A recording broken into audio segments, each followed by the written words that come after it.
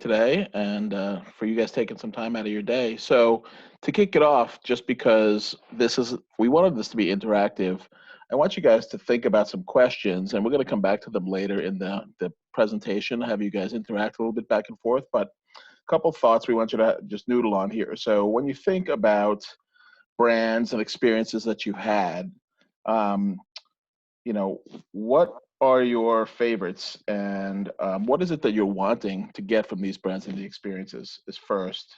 Um, what matters most to you when thinking about a brand or a product specifically? As you're thinking about your favorite brands, your favorite products, what's the one thing that matters the most to you there? Then how do you want brands to communicate with you? And, in essence, market to you. Think about that in the best way for them to kind of interact back and forth, either from a loyalty perspective, from a one and done perspective, and we'll kind of get into what that's all about here in a little bit. But first of all, I'm Ron Lois. I'm currently the head of marketing strategy at Alliance Data Systems. I have been in retail for 20 something years, something approaching 25 years. Like Gabby said, I'm a 1992 Denison graduate. Coming out of Denison, I was going to be the world's greatest director of financial aid in college student personnel, and push came to shove, and I ended up in retail. And I have been in all aspects of retail over the course of the last 20 something years with Victoria's Secret, Limited to Justice, Value City Furniture, Alliance Data Systems, among some of the folks there. And I have been in sales planning, I have been in analytics, test and learn, CRM, digital, marketing, and all different aspects. So I feel like I've got a full understanding of what the spectrum of retail is for sure, and in particular marketing. So with that said, I'll let Richie introduce himself. Hey everybody, nice to meet you. My name is Richie Proud. I'm a graduate from the University of Georgia. So from the South, migrated up north. First time I ever stepped foot in the state of Ohio was for my job interview at Abercrombie and Fitch. When I finished up with school, my intention was to go into investment banking. And then lo and behold, like many of us in retail, you stumble into the retail world. I ended up becoming friends with an Abercrombie and Fitch recruiter. And then one thing led to another, and I ended up interviewing for the Abercrombie and Fitch merchandise training program. So I became a merchant at Abercrombie and Fitch in 2006. I was a merchant there from 2006 to 2011. I led the Abercrombie kids and the Hollister male knits team. Traveled all around the world, loved everything in the world about being a merchant. But one of the things that I'll end up talking to you about a little bit later is the importance of being self-aware as to where your career is headed. And You froze on us, Richie. Let me pick it up from there to get connected again.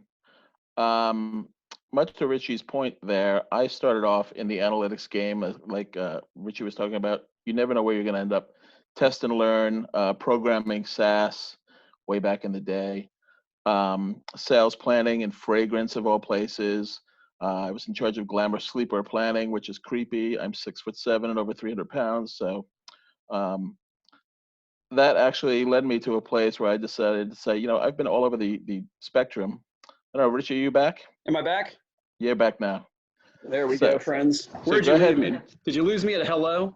We lost you at your experiences traveling the globe. Yeah, so loved traveling everything in the world about being a merchant, working with factories and vendors everywhere, but knew that the financial side of the world was really my calling. That was really where I excelled. And so I moved into the merchandise planning side of the world in 2011 and ended up being a great career choice for me. Within the next 5 years, I ended up taking over the Abercrombie and Fitch female planning and allocation teams.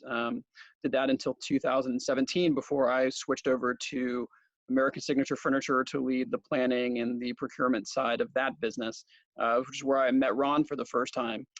Did that for about a year and a half before I moved to Montreal, Quebec, Canada, where I led planning, allocation, corporate strategy for a company called Group Dynamite. They have two brands, Garage, which is a teen female clothing brand, and Dynamite, which is a post-collegiate female clothing brand. And then I started speaking at a lot of retail conferences around the United States and in Canada, and ended up interacting with a group from grassroots cannabis when I was speaking at an event in Columbus, Ohio. And so from that point forward, I started interacting with those guys and have now been the head of planning and inventory management for the largest privately held uh, cannabis company in the United States. So that has certainly been a transition of careers over time. Absolutely. That's a wide spectrum to say the least. So, with all your experience and everything that you've had over the years, how would you say that you came to pursue a position in marketing?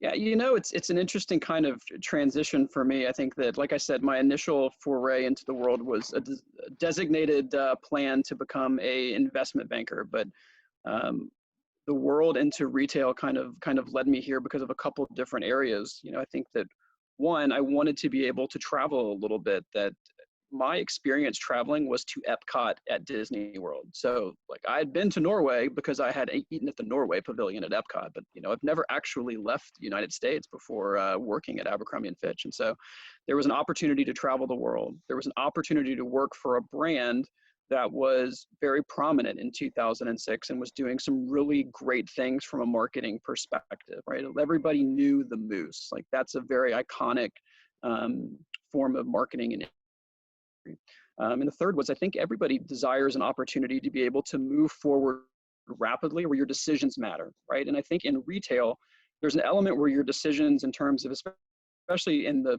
merchandising side of the world, where you're deciding on the product line of an assortment. You're setting financial strategies for assortment. It's pretty easy to say who's winning and losing based upon the strength of that assortment, right? You want to be able to keep your head above water, so you want to get most of your assortment right. So that you're driving an element of profitability. So there's an accountability on the positive side.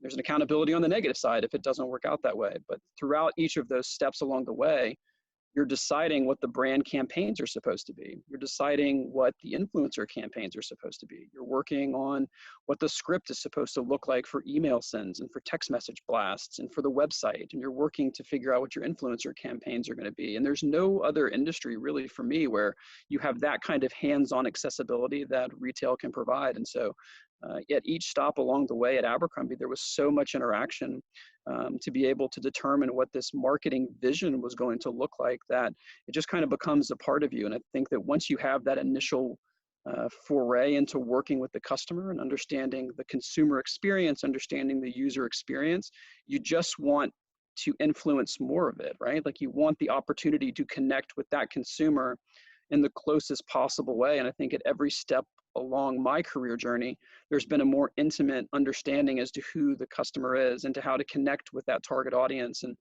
even culminating in the position that I have now, I'm at dispensaries very frequently interacting with customers and consumers who have a passion for a product that prior to working at a cannabis company, I didn't understand a lot about the medical cannabis community. I certainly didn't understand a lot about the push for, what this underculture will really look like. I grew up in the South. I'm a Southern Baptist, and marijuana to a Southern Baptist is kind of taboo. But here I am working with a group of people who are as passionate about a product as you possibly can be, especially from a medicinal standpoint. And so we have an obligation to understand that consumer, understand their journey. And I think that that's the journey mapping that has really followed me throughout my career, which now allows me to interact with the customer in honestly the most intimate of ways.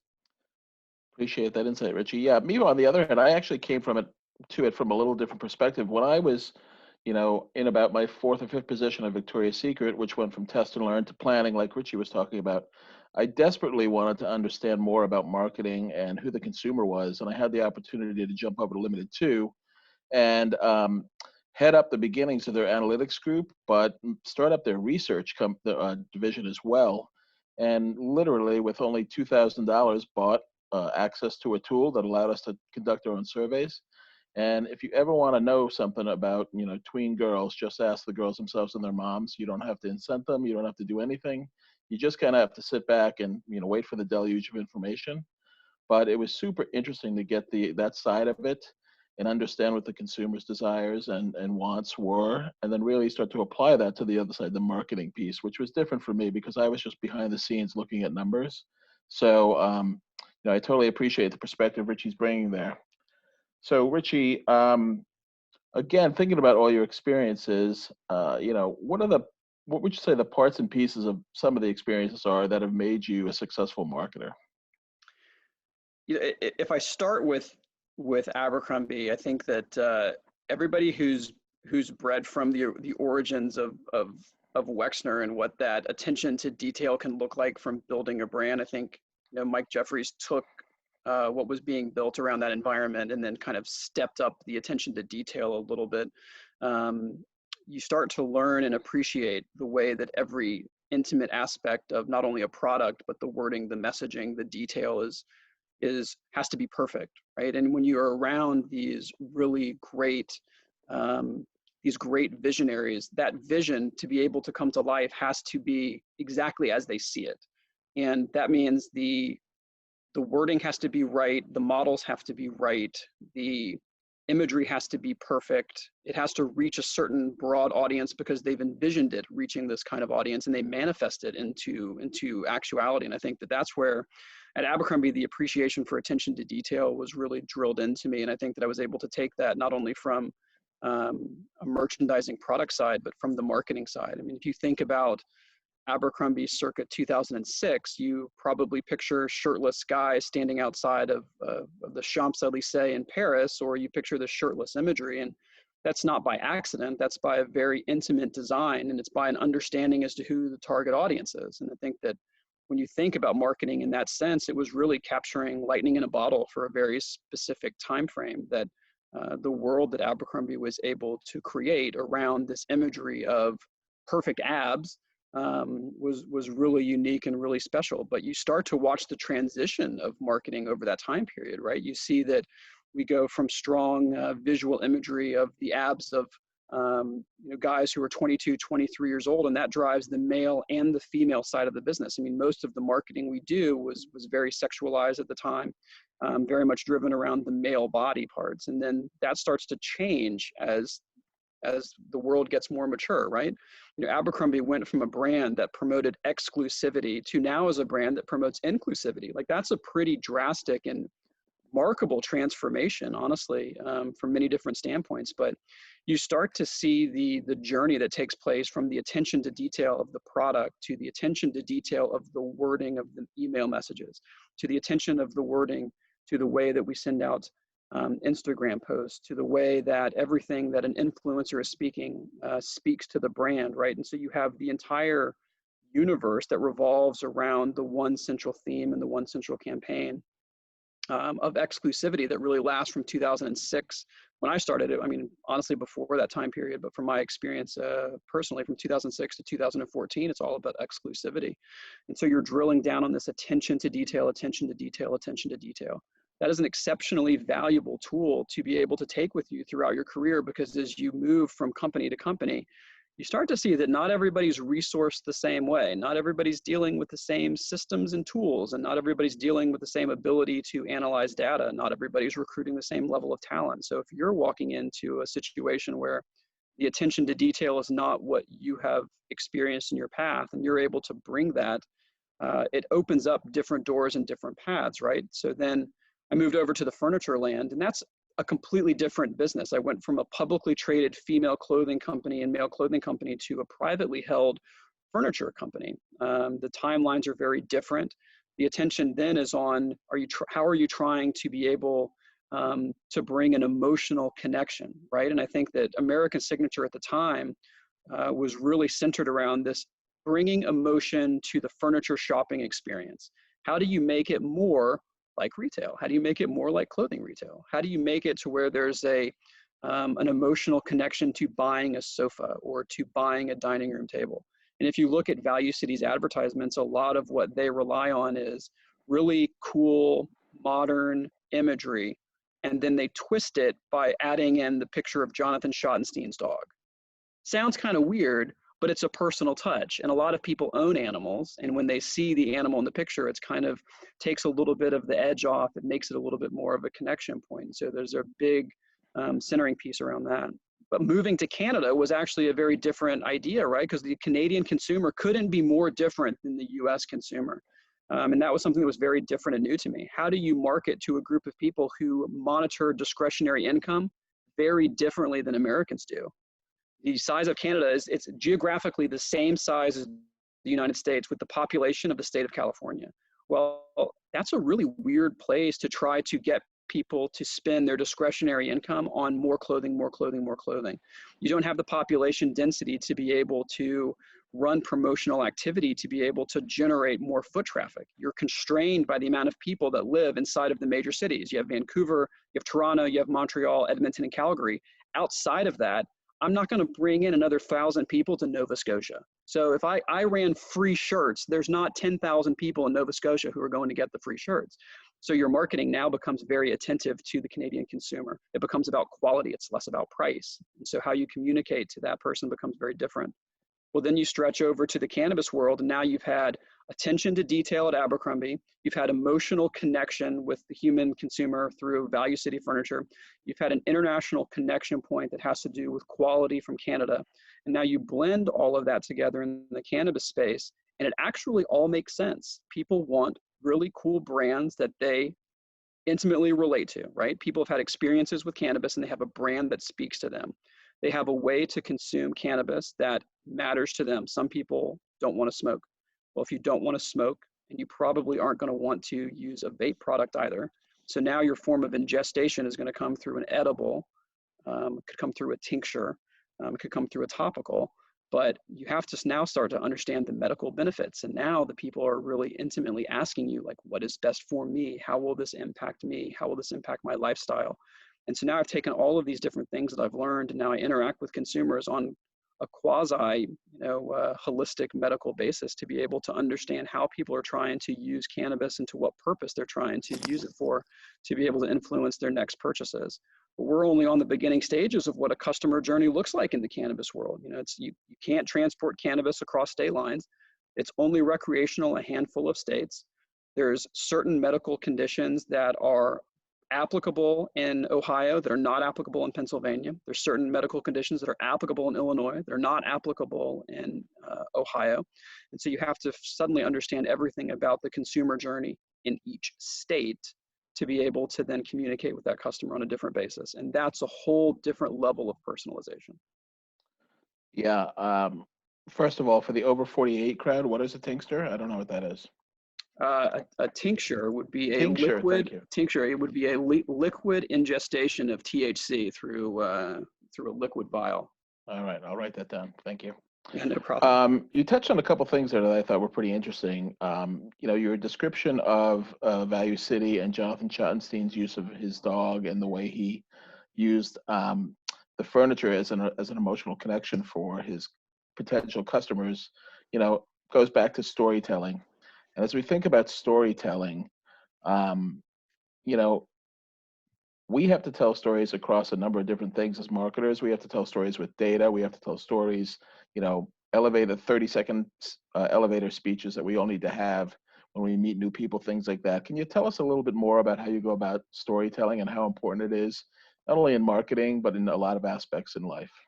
Yeah, no, that's a good question. I mean, I'm a big believer that the way you communicate the information is really paramount to the way somebody else ingests the information, right? How they receive that kind of information. I think that you're trying to understand and work with a broad group of people to understand how each of their touch points with a message or a product deals with the overall vision. And so in order to start with, a marketing campaign, it starts with what's the ultimate goal and the ultimate outcome. Not everything is designed to do the same things, right? Not every promotion is designed to generate the same kind of revenue, and not every message is designed to generate overall margin growth. Everything has a certain place in its world. And so I think that everything begins with what is the overall outcome of that. And then it's who is it trying to target, right? Am I targeting a broad subsect? Am I targeting an intimate subsect? And so I can start to tweak the overall wording of things as I understand more about the audience. Now, the challenge for marketers is intimately understanding the consumer. How do you, as a marketer,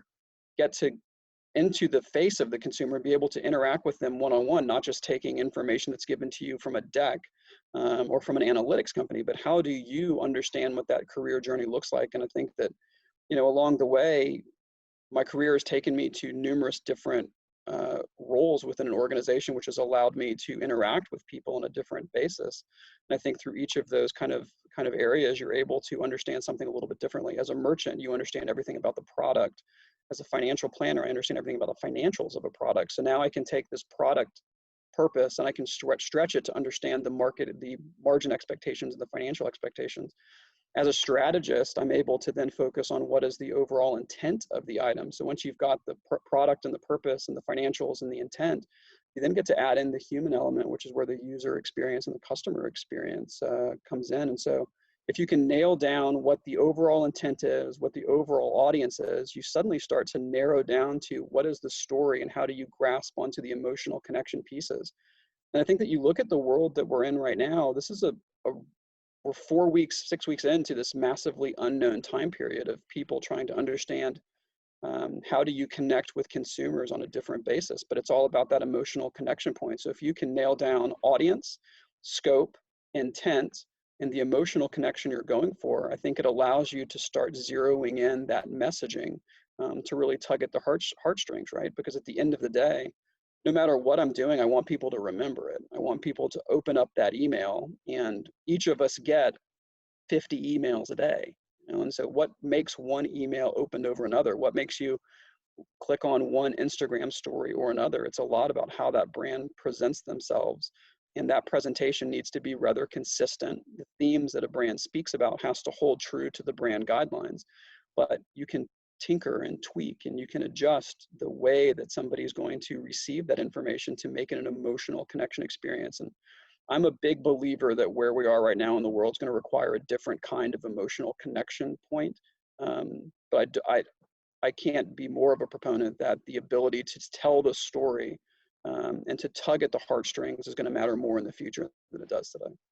Yeah, I think your comments on emotional connection there is important because, coming into this pandemic and where we are today, people are trying to make more and more emotional connections through social media, through digital means. And I think it is quite possible to do that, to your point, but people are being inundated with emails and inundated with stories and whatever the means are. So brands that are going to be very successful at that, especially during the pandemic and post-pandemic, are going to be super successful. So That's right. thinking about your experience in marketing over the years, how have you seen it change from, not only the way people market, but the voice that brands are using to market to consumers? It's marketing's transitioned a lot since 2006. I mean, we're going back to the invention of the iPhone, right? And this thing called Facebook had kind of just started to gain traction. So what all started when I started in the retail side of the world. And so I think that as my career has grown, I've not only watched the marketing job transition over time, but I've been able to enter each company at a different point in my own career where I've been able to watch the careers of marketers transition over time, right? And so you've been able to not only watch the way that the industry has changed, but watch how people have changed their own skill sets, right? From the way that they begin their careers to the way that they expand over time. But I think that my initial foray into marketing, a lot of it had to do with attention to that overall brand voice. So at Abercrombie, again, like everything was around this perfect image of the male abs or the way that a female and a male are hanging out together. Like all of those things start to matter significantly, but it's all about attention to detail. And then you get social media, which suddenly becomes a really big thing. And now you have Instagram and you have Facebook and you have Snapchat and now you've got TikTok and you've got all of these different ways to now virtually interact with consumers and customers. So now SEO optimization becomes really big and the user experience becomes really big. Well, now you're taking these themes and you're blasting them out across the world, like convenience of shopping, personalization of shopping, online shopping experience, buy online, pick up in store, buy in store, have it shipped to you. You can sit inside of a mall environment. You can play on your phone and find the best price, and you can price adjust and price match everything. And every one of those elements goes back to the marketing experience. It goes back to somebody who is coding it a specific way. It goes back to what the intent of that item is supposed to be. It goes back to where it's visually placed on the website. It goes back to which item is selected to be profiled on the Instagram page. It goes back to which influencers you're using and why you're using them. Are you sending them free stuff How often are you sending them free stuff? Are you asking them to post? What does your contract entail? And so now you get into what the contract details look like. And that's kind of the way I've seen marketing transition over time. But I've also been very fortunate to watch some people come into their careers right when I did and watch how their careers have developed. And you start from somebody who begins at an entry level idea, and they start working on very specific targeted projects, right? At Abercrombie, you had something called brand census, and brand census was kind of an arm of marketing, but it was focused around the smell, touch, um, audible sounds of the store, and marketing participated a lot in that. We had a marketing individual whose job was to select the A&F soundtrack, and we hired him away from Warner Brothers Music. His job was to select the soundtrack that you heard in the stores. Well, that was really interesting, but it was an arm of the marketing umbrella. And so you had these people who got to learn a lot about the user experience. They got to learn a lot about what that customer journey began to look like, and they got to learn about the voice of the consumer. And as they learned about that voice of the consumer, they then start moving up into management roles. And now they're managing a team of 1 or 2. And then that team of 2 becomes a team of 4. And suddenly they're in charge of a section of the website. And then they're in charge of the entire website. And then all of a sudden, before you know it, you have individuals who've been in retail the same side that I have. And my career has now been 15 years, and I lead planning and allocation and strategy. Like, those are my big areas that I focus on. But one of my really good friends at Abercrombie & Fitch is now the group vice president of overall marketing at Hollister, and his name is Matt Montgomery. And Matt does a really great job of understanding this voice of the consumer. And so you can see how somebody's job begins with this very targeted understanding, trying to learn as much as you can, be a sponge, absorb as much information, learning about that user experience, learning about that attention to detail, and getting some wins under the belt before they get management of people. And management of people suddenly becomes managing of careers. The managing of careers becomes managing of multi-million-dollar assets. The managing of multi-million-dollar assets becomes managing tens of millions of dollars of profitability. Before you know it, you're in front of the CEO arguing for 5% of the overall sales to be given to your marketing budget. So, Yeah, you're exactly right. It's interesting. I'm a little older than Ritchie, or a lot older. And when I started, before Abercrombie was ruffling feathers, Victoria's Secret catalog was ruffling plenty of feathers in a lot of cases. And that was one of the first marketing mediums back in the day, from catalogs back in the that's old right. days, if you think about Sears and Roebuck. But moving into CRM and direct mail. So when I broke in the early 90s, CRM was just fledging, and understanding who to target, how to target, when to target, recency, frequency, monetary models being built, and things of that nature. That was the buzz at the time. And I find it interesting now. I have 2 college students in my own home. The fact that they get a piece of mail, or they have something in the mailbox with their name on it, they're elated. And this whole notion that even something like direct mail marketing could be coming back in certain instances, if you can find ways to make it pay, is completely interesting to me, and just shows the cyclical nature of many things. That's So, right. What have you seen transition over time, Ron? I mean, you've held so many different positions. It's also given you such a great breadth of experience. How have you seen it change? it's been super interesting. I would say the changes that I've seen the most really are a shift from almost the advertisement of the product to shifting, while you're still getting all the product features and things like that, but how it fits in the consumer's life, and understanding so much more about the consumer's life and how this product Yeah, is going to help them either accomplish what they need to accomplish. It's going to ease a burden that they might have, but how this product can come to life for them in the moment, or however they want to use it, and how we've been able to kind of push that across in all the different channels, to your point earlier, has been super interesting. But the innovation has been unreal.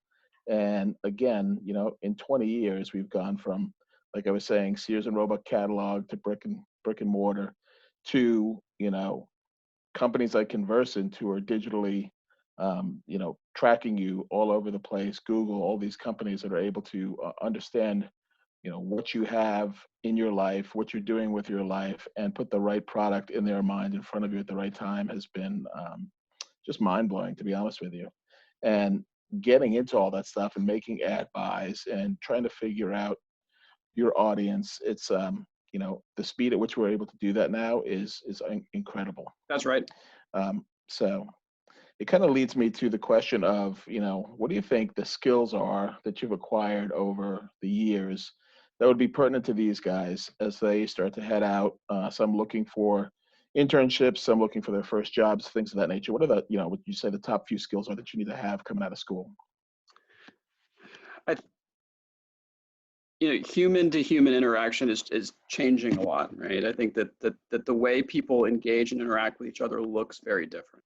But when you get to a certain area where you are making a lot of hiring decisions, you're interviewing with people who might have a different expectation for what interaction looks like. And for me, when I look at the people that are sitting across from me, you want to build a rapport with somebody really quickly. And that's a hard thing to really learn how to do, but it comes down to one, having a good confidence level as to who you are as an individual and the ability to articulate the things that you have done in the way that you can add value. And I think that that's something that's really important. I don't know how long it takes most people to make decisions, but I'm willing to bet that I've made a decision as to whether I'm going to hire somebody within the first 5 minutes, probably, of interacting Absolutely with somebody. true. Like it's a very quick snapshot as to what that life, what that role looks like. And so, the ability to build rapport with people comes with the comfortability of articulating what you have done and who you are, and just being natural, just being yourself. I sit in front of college students a lot who prepare for interviews, and that is off-putting to me. Like when I sit across from somebody, it's hard to get somebody to bounce them off of their talking points.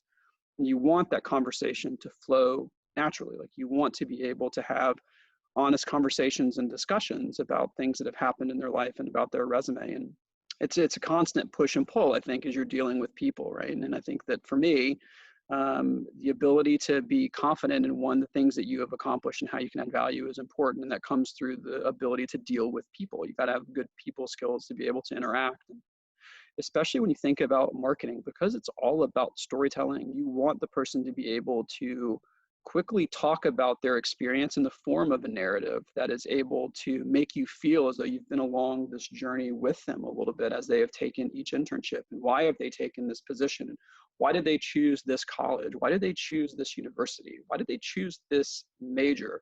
Why did you adjust your major? What were the things that you encountered that made you make those decisions? And each of those questions, as we dig into these entry-level interviews, they're designed to get to a very specific point. Like if you switch majors a couple times, people want to know, are you committed to a task? Are you willing to see something through to completion? Like that's kind of what people are getting at as they ask those kind of questions. And so you just have to be able to take a very self-reflective analysis as to what your career has looked like in college, and to be able to encapsulate it into these moments, right? I made this decision for this reason, and this was kind of the outcome. I chose this internship to learn this, and this was the output. In this internship, I was able to deliver this to the organization. Those things help to show the value that you'll bring quickly, because if you were interviewing with me, the things that I want to know immediately are, one, do you and I have a rapport together? Two, do you understand the importance of being passionate about what you do? At the end of the day, I can teach you how to reports, build Excel spreadsheets, and analyze the numbers. I can't teach you to care. I can't teach you to be passionate. So you have to find a way to convey to me that passion, you will match my passion. I don't lead the strategy and the planning and the inventory of a cannabis company for any other reason outside of the fact that I am fascinated with learning something different and with helping people. And that's what the message that I wanted to communicate as I was moving into the space. I want to be able to interact with people on a regular basis and be able to help understand these aspects that led them to this product. And now how do I get the restrictions ease and the regulations ease, and even the social justice component? I work in an industry that is currently a medically essential component of every state that I work in. There are people, 20 million Americans are filed for unemployment, and yet I work in the cannabis world and I'm deemed an essential business. And just think about that for a second, of how many people are in jails and prisons for marijuana related offenses. And here I am, an essential business of most states selling cannabis. If you can convey that passion to people about different topics, it's the easiest way to build rapport really quickly, because you're connecting with somebody who across the way has already proven that they are passionate about that topic. Find a way to match them a little bit in that regard. Absolutely, yeah. The other thing I would say you can't teach that I run into all the time is curiosity. That's Be right. curious. So with that said, the other two things you can't teach are height and speed. So we'll leave it at that. We've got a few questions that have come in here. So question number one, what are the entry-level jobs that you have seen in marketing from social to digital marketing? Uh, So you can take that one quick. Go ahead. yeah. I've seen a lot of SEO optimization, a lot with social media experience, social media managers, product managers, a lot in that regard. The marketing assistants, marketing associates at a lot of the big companies that I've seen that I've worked with have been really focused on larger campaigns, e-commerce, digitally focused. As I've gone to privately held companies, marketing takes a different kind of twist and turn to where you have a little bit more control, because you're not reporting out as much to people who, Wall Street doesn't look at private companies, so you're able to control a little bit more, right? So your breadth and scope of experience might be a little bit broader in private companies than they are in public settings. But marketing assistant jobs typically are going to work under somebody who's in a public company. You're probably working under somebody who's 2 to 3 years older than you, who occupied your job for the first 1 or 2 years. So they had a way about doing that job. You're going to want to learn how they went about doing the job, and then add your own kind of flair to it. One other piece of advice I can give you is, once you're in a company, doing things to make your manager look good is always great for your career growth and development.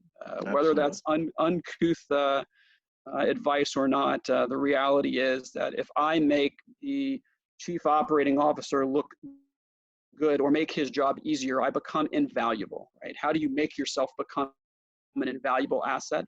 And as those people grow, doors are open to you in different places. And every job that I have held and every company that I have gone there because somebody who I have made their life better has recommended me or hired me to do something else at a different job in a different company. But I think if you're a digital person, you're going to be looking at a lot of user experience, a lot of social media elements. If you're a print person, you're going to be focusing a lot on what those assets look like. And if you're a generally interested in marketing and messaging, that's probably marketing assistants kind of position. Yeah, I think the other one that I see a lot out there is account manager too, which is not related to sales from that perspective, but managing the relationship of whatever brand you're working for, whether that's an IT company or a credit card company or something like that, and managing the relationship across a number of different brands, which really gives you a couple of opportunities from breadth of experience across different industries, different brands, different hierarchies and setups, as well as a myriad of different marketing experiences, whether that's loyalty programs, social, digital, old school direct marketing and things of that nature. I mean, those jobs they're really plentiful out there. And again, looking for kids that are smart right out of college, a job that you can get with 0 to 1 year's experience based on, internships and things like that. Yep. To Ritchie's point, you're going to be working for somebody who's had that job. It's probably 3 or 4 years. But what I've seen is that most people who sit in those companies, do so for about 4 or 5 years, building up their chops, and then they're looking for that second experience, That's right. out there. It's very rare that you see people nowadays in positions for upwards of 12, 15, 20 years. I happen to work in a company where there's a tremendous amount of folks that have been there 25, 30 years. And it's, because of the mix of those folks relative to the new folks is a little off, it's sometimes a hindrance. So, again, I wouldn't be looking for your lifelong job. I'd be looking for something that allows you to, expand your education in whatever field you've joined quickly, taking advantage of all opportunities and saying yes to all opportunities, and then feeling free that, feeling that you can move at any time you want to move. That's right. I think that also you've heard Ron and I talk a lot about all of these different positions that we've held, and it's a lot about being flexible and being nimble, but it's a lot about being curious, right? Like when there's new opportunities that are presented to you, raise your hand and take on new projects and take on new things, because it opens up different kind of doors of things to experience. And your first decision doesn't have to be your last decision, and everything can be kind of a planful journey as to where you want to get to, right? if your ultimate goal is to work at Facebook or to work at Apple, and that's not the first job you get, that doesn't particularly matter. You're just building your life resume to be able to get to the point where you're able to work towards that interview at an Apple or at a Facebook, because um, there's a lot of people who I've worked with at A&F in the past who've moved on to privately held job, or moved on to a new up and coming cool brand, or moved to, an online only brand. And that experience has allowed them to get a digital understanding, to get the technological understanding that suddenly puts them in position to be able to compete for a job at one of those other companies. And I think that when you have an idea as to where you want to get to, you just look at your life as like one strong journey. And maybe that perfect position isn't step one, but it could be step five. I never thought about moving into cannabis, but it's actually the perfect setup for me, for where I am in my journey right now, because I'm a passionate person about things that I get to do. But retail, there's not a lot of retail companies that are growing at plus 20%. Like, everybody's just trying to figure out how to stay afloat. You don't read a lot about all of these different clothing companies that are putting up massive quarters, right? But I now work in an industry where it's satisfying the one piece I've never been able to really get a hold of, which is this startup kind of environment. And I never thought I was going to get exposure to that, but it was always a desire of mine to have the experience to work in kind of a startup environment where everything's moving so fast, and there's not really bad decisions. There's good decisions and decisions that could have been better. But the industry's moving so quickly that how do you assess whether something you did would have produced plus 30 when if you don't do anything? That's actually a really cool environment to be in. And so raising your hand to take chances suddenly opens you up to different possibilities and opportunities. And this is one of those things for me. Is I never would have expected doing this, but it was a cool opportunity. I blended well with the people, and that's one thing led to another. Awesome. So there's a couple more questions here that I'm going to kind of morph into one here. So I think we touched on a couple of these. So how has the message changed post-COVID, or how will it change post-COVID? How do you think marketing will pivot in the future, and how does that change the demand for marketing, entry-level positions? Um, so I think we've touched on a few of those things.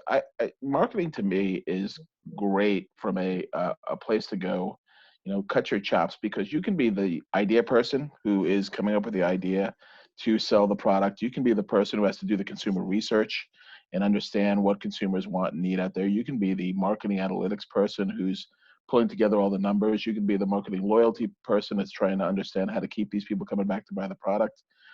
You can be on the SEO side. You can be on the digital side. All the aspects of marketing. It's a tremendous, I don't even know what to call it, sector, whatever the right name is there, but it just affords you the opportunity to do so many things.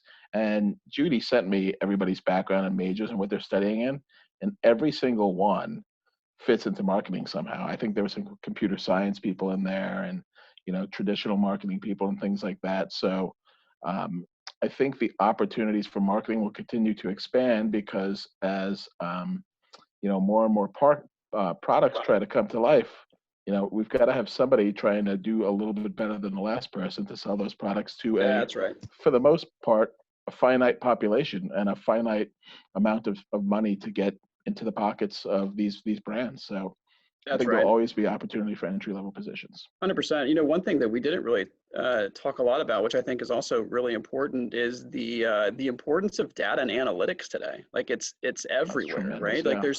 there's so much that when we were first starting out in retail that was designed by gut feel and vision, and that led to great decisions and some bad decisions. But the influx of data and the usage of data now across every element of the spectrum, and being able to, I can look at a website and I know how many people hovered over it. Like, that's so weird to me to think about where my career started to where it is today. And being able to use data to prove decisions is an invaluable quality, and marketing team members, that's a big transition that's taking place in the space now. But it's something that honestly makes people an invaluable asset. The marketing analytics is something that is greatly appreciated in literally every company, and it is underrepresented in literally every company. Absolutely. Totally agree. The last question here that somebody put out there was, how did Denison prepare you for your career? And I see there's three more messages, so there's probably a couple more questions here.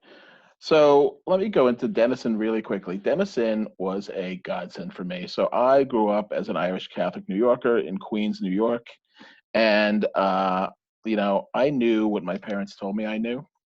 And Denison gave me the opportunity to explore the world without leaving Granville, Ohio, of all places.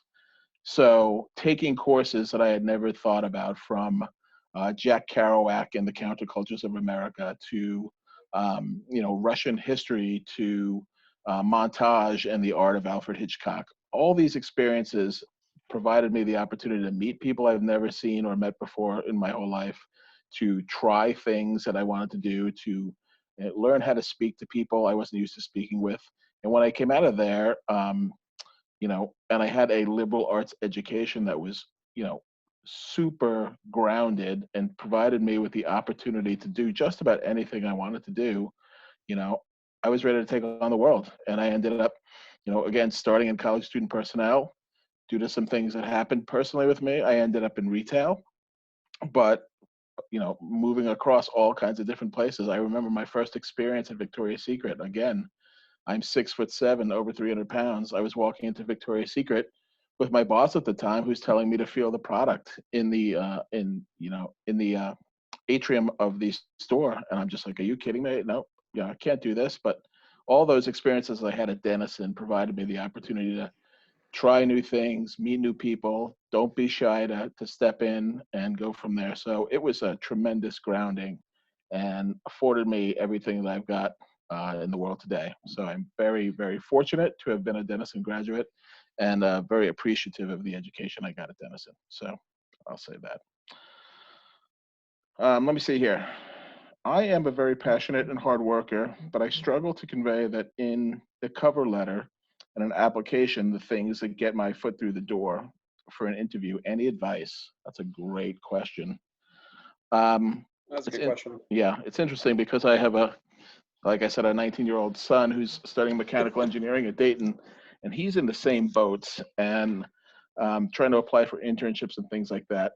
You really have to work on your writing skills, I think. And I think you have to find a way to convey, to Richie's point, your passion in your opening few sentences, and really why this is important to you and why this company is important to you. I don't think you need to blanket carpet bomb everybody in order to find a job. I think you should be searching for companies whose values match your values, and conveying that in some of the notes that you're sending out, and then following up so that you can try and get to that person that you can get some kind of contact with. Networking to me these days is so much more important than the resume. So how do you send in the resume, you sent your cover letter, you've done your best writing. You have to be able to find somebody in that company that you can connect with personally, that you can send an email to directly, that can carry your um, resume to the desk it needs to be for consideration. I just believe in this day and age, with LinkedIn, with all the means to connect socially, everybody can find somebody in a company that knows somebody to get you where you need to go. Thoughts, Yeah, Richie? no, I think you covered that pretty closely. I think that LinkedIn has been such a transformative thing in the business world. You can find people who are connected to other people. You can find all the companies you're looking for. Like, there's so much research that you can do at that point.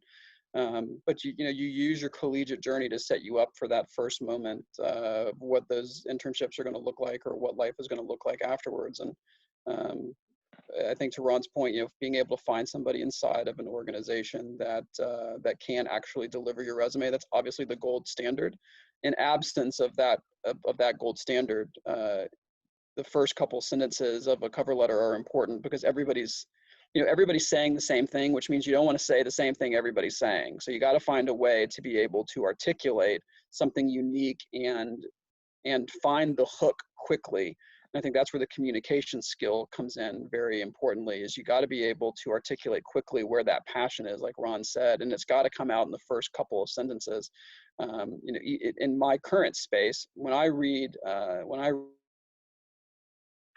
Oh, you froze on us again. Let me pick up. The other thing I would say is that you have to make the most of every interaction that you have with people, whether that's your parents' friends come over or your friend, you meet your friend's parents. You have to have a 30-second elevator speech that you have ready to go at all times so that you can impress people. And you don't know who these people are outside of the interaction that you're there at in the moment. So they could be the CEO of a company, they could be an HR recruiter, they could be anybody. And every opportunity to meet somebody new is an opportunity to get a job. So that's what I'll say about that. Richie, I don't know if you're back. Oh, I'm not sure there if I've lost him or not. Hmm. He's working back. Well, Ron, that was a perfect plug for the elevator speech. Okay, good. Yeah, no, thank you so much, because you really do have actually less than 30 seconds to make that impression, as you were just stating, and rehearsing it, practicing it at home. What do you want to convey in that short snippet? And not going off about too many tangents. We've talked about that a lot in programs in the Knowlton Center, and it's so important. It's probably important for the rest of your life too, because you don't know who you're going to meet in that elevator, so to say, and you need to be able to convey who you are, what you do, and what you might be looking for. Yeah, and the best people to do it to are people that are kind of familiar or people you can fail with and not even have it bother you. So, like I said, Yeah. parents, friends, friends, parents, things of that nature. Right. So, I think that's a huge opportunity. Absolutely. And one more closing thought, and I have my son in my own head. Like, looks great on paper, great cover letter. That phone interview, if you get one, you've got to crush that. And again, this goes back to just taking advantage of the assets you have at Denison, using the Career Center, using all the resources you have there to practice that stuff. It sounds like you can just kind of wing it any time, just knock off an interview. You can't. You have to practice that stuff. Yeah. Get your foot in the door. Yeah, absolutely. 75% of jobs prior to COVID-19, 75% of offers came as a result of a network, a contact, someone walking over your resume, like the example you gave. And so that was before the virus. Think about it now. The percent of people getting a position or even that face-to-face interview, aside from the videos, is going to come from a connection of some kind. So really, as I think about it, students need to be spending 75% of the time networking and 25% of their time looking for a job, because it's going to come from that connection. And that's why Denison is absolutely positioned perfectly to help students be successful, because it's not so big that you can't make a connection. Really, you can find, just like everything in life, there's going to be 6 degrees of separation. That's I think right. Denison positions you really well to be able to make that connection, to get that job. Sorry, I didn't mean to go off on that, but I keep talking about that because there's so much that we need to be doing in terms of networking. And networking can be just, meeting someone for 30 seconds or passing on the resume of your daughter's best friend or something. It doesn't have to be a lifetime commitment to have a connection, make an introduction of some sort. Yeah, and then can you guys hear me? Yep, go ahead, Richie. Sorry, the one thing I would add in there is when you are networking, be comfortable asking questions. Like, you get so much information by being the person who's asking and inquiring the questions. And you find that a lot of information that's played back to you is the most valuable information that you can get.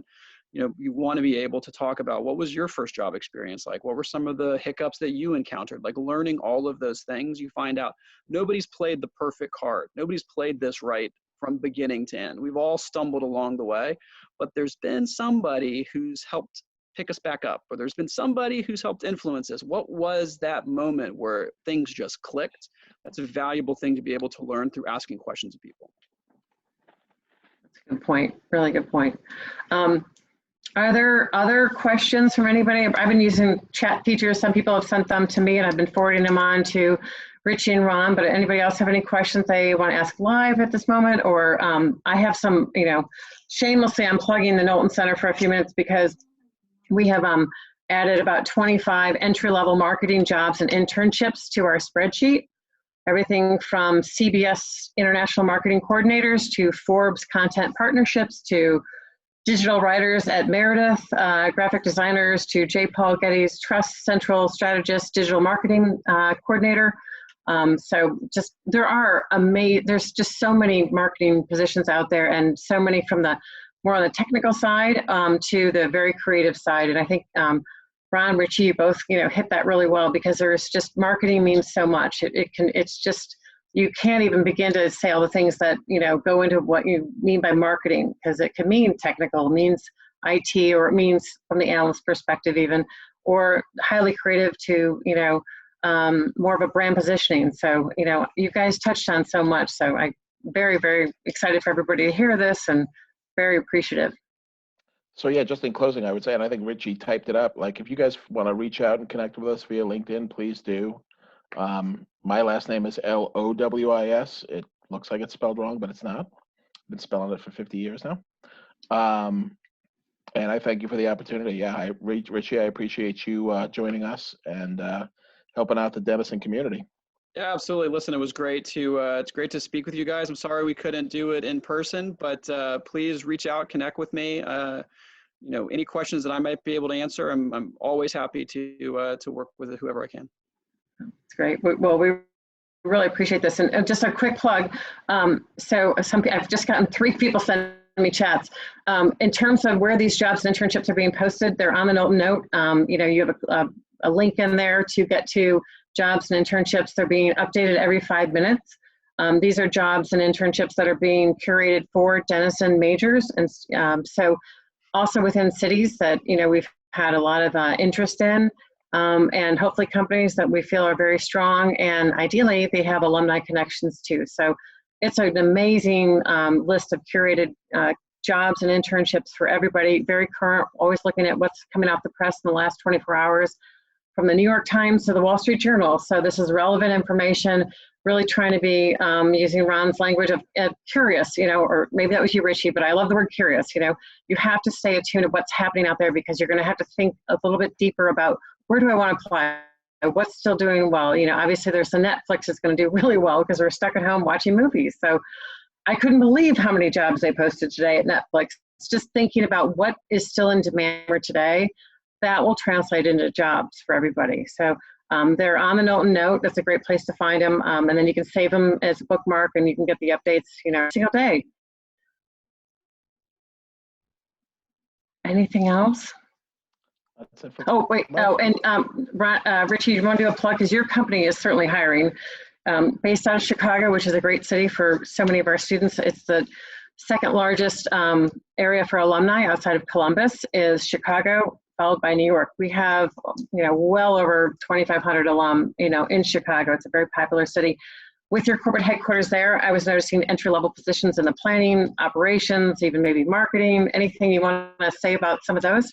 Yeah, so the name of my company is Ritchies Cannabis. We're the largest privately held cannabis company in the United States. We were acquired in June of 2019 by Curaleaf. Curaleaf is the largest cannabis company in the United States. A group of guys built Grassroots Cannabis from zero to a sale of $875 million in the span of 3 years. That has not yet gone through. Obviously, the current economic environment makes mergers and acquisitions look a little weird, especially when they're stock price based. But we have a lot of positions as it relates to dispensaries. I manage the buying side and the inventory side. So most of the work that I do is on visiting cultivation centers. I am literally a drug dealer. Like that's what I do. I negotiate price per pound, and I visit massive cultivation centers. But we do a lot of marketing work on the brand side. I think our marketing team has been very CPG, so like consumer packaged goods, CPG based. We're starting to transition over into more of a retail centric marketing side. So that would be more product based, more consumer touch points. So those are all big growing fields for us.